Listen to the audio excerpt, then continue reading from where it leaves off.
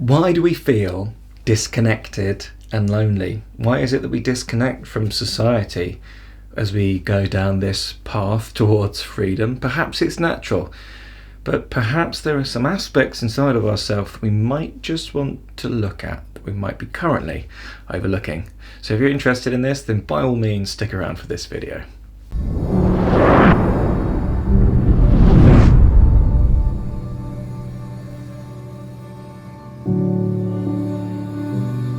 It's true, isn't it? Like on this path, we begin to disconnect away from people as our life begins to shift and change, and that can be a really scary moment because we're having to face that loneliness wound inside. It's the deepest wound in humanity, and it's one that causes a great amount of depression, of sadness, of anxiety, of general sort of unhappiness inside of ourselves because we're so scared to be alone. But of course the courageous ones, or sometimes it feels like you don't have a choice, will step into that fear of being lonely, which is going to bring a huge amount of empowerment in the system in time. See, what we avoid, we give power to. And so sometimes we stay in relationships that we're really not meant to be in for longer than we should definitely be in them because we're scared of being alone, isn't it? And also we might have a little bit of lack of self-confidence that there might not be somebody better out there for me. That's why we do all of this work inside to begin to transform and shift our beliefs, because it leads to a generally happier life. Doesn't necessarily mean it gets easier, because once you're willing to do that work, as Rumi says, who's a famous spiritual poet, the benefit or the good fortune that you get for doing the work is that you get more work. And so can we see this in a larger perspective if I'm just clearing karma and I'm doing it in an accelerated way, whereas most of the Western world aren't? Well, maybe. If it helps bring some solace, then of course go with that. It is nonetheless true that if we're on this path, we are going on an accelerated karmic journey. We are dealing with lots of stuff really quickly, and if you want to be able to streamline that and so that you're not spending so many years in the pain, you can sign up for the Freedom Blueprint down below where you can apply. It's free to apply, and we'll see if we're a good match. That's if you fancy going deeper and investing in yourself. But of course, if that's not available to you, you can sign up for the free complimentary Freedom Toolkit. That's down below, and that's being released in its first part today. So if you sign up today, you'll get it today. Good. So why do we disconnect then? Well, I think firstly there's this reason.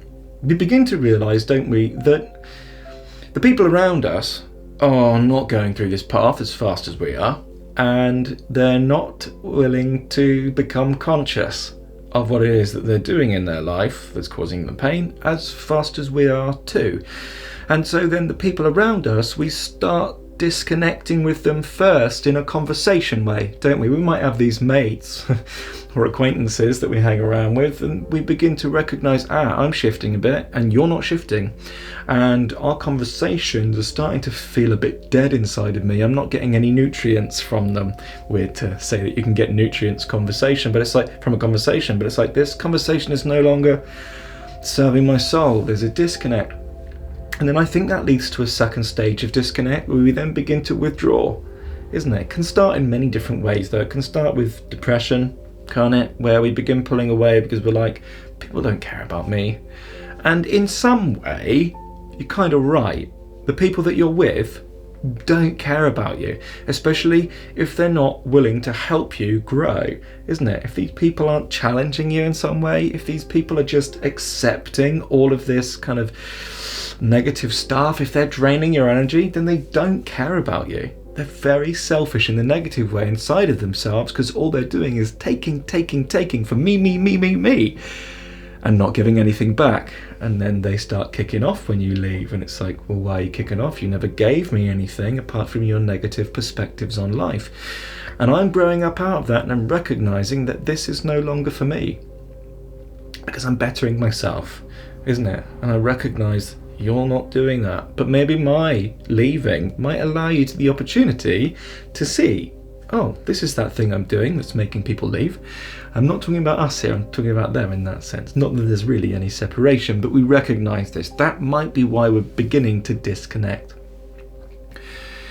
But there's a deeper thing here, isn't there? And I have two avenues to take on this.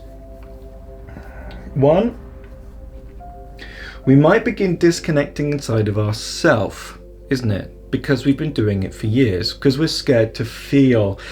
Isn't it true that you are the scariest thing in your life? Like, I scare the crap out of myself, isn't it? Because I begin to see something that the heart wants, and I'm not in that space, what my heart wants, and then I go, oh no, here we go, I've got to change my whole life again. And sometimes when we're doing this karmic work, that can happen more frequently than we're happy to admit.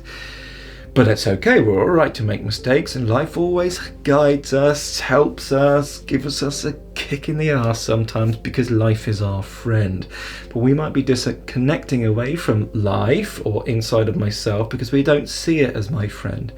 But if it's trying to do the best for you, which is take you out of situations that are no longer serving you by giving you the intuition that this isn't right for me anymore, then of course it's your friend, isn't it?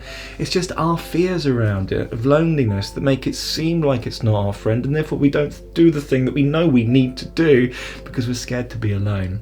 But even in doing that process then, and actually becoming more so alone, we can feel more disconnected, because it's an opportunity though to connect more deeply to the life within you, the feeling of who we are, rather than the thinking of who I think I am and who I think I should be, and blah blah blah blah, all that nonsense, isn't it? We then get the opportunity to begin feeling who I am, not just in a feelings way, meaning emotions, but also in a feeling sturdy feeling, sturdy equanimous spirit presence feeling inside of the system that will begin to open up inside of you, so long as you're consistent with your sadhana, your practice, your daily practice that you're doing, be that yoga, meditation, whatever it is for you, that you're qigong, all of these, modalities that I'm sure work. The only thing is, I only know yoga and meditation, and I know that they're really effective and they work every single time. So hopefully the other modalities do that too, if that's what you're engaging in.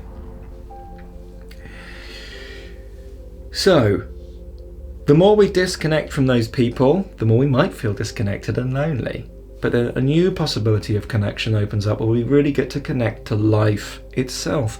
And then when we're connected to life itself, we recognize we have the whole universe behind us. And then, can we really ever disconnect again? Or because we're connected to the life inside of us, are we then totally connected to everybody else because they're also that life?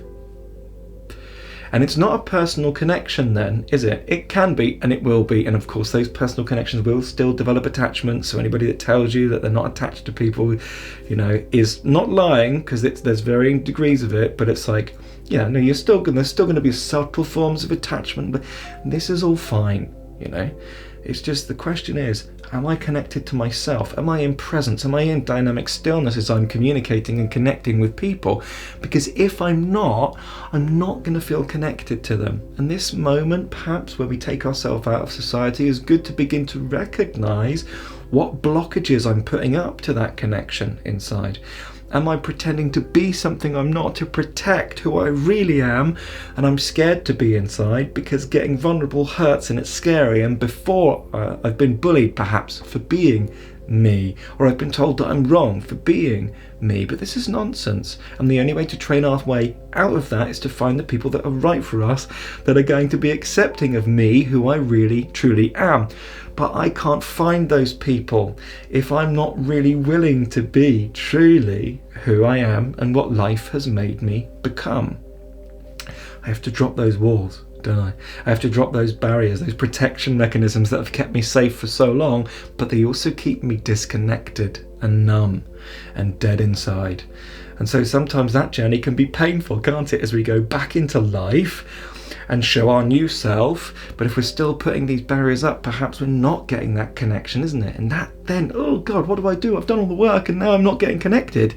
And it's like, okay, cool. Well then what subtler barriers am I putting up to this connection inside of myself? Because these will be really important. If I'm really wanting to connect, I have to get vulnerable. I have to be honest with who I am. And I'm not saying share your whole life history. I'm not saying go and overshare. No. Although that can be part of it, and we can learn our boundaries within that, can't we? But it's like, we got to be vulnerable. Got to be vulnerable and say, hey, I'm lonely. And I don't know what to do about it. And I don't know why I'm sharing it. I just feel like maybe you can help or something. When I say that, I'm not looking for advice. I'm not necessarily saying I'm lonely, although I do have moments of course, being lonely. We all do. Even if we're with people, we can still be lonely, isn't it? Because we're not finding that connection that our soul or our heart desires. And that might be because we're still playing the game of who I think I should be based upon everybody's reactions of who I think I should be, rather than just being me. Let them judge. Who cares? At least I get to be me, and then I get to find the people that I'm really going to be able to connect with. And then that's a wonderful life of deeper meaning, of deeper fulfillment, and of deeper friendships and connection. I hope this helps. I hope I did this justice, and it finds you well. That's all I've got, I think. Here's to connection, and here's to disconnection, because without disconnection, we don't really know how to connect. Love you lots. Namaste.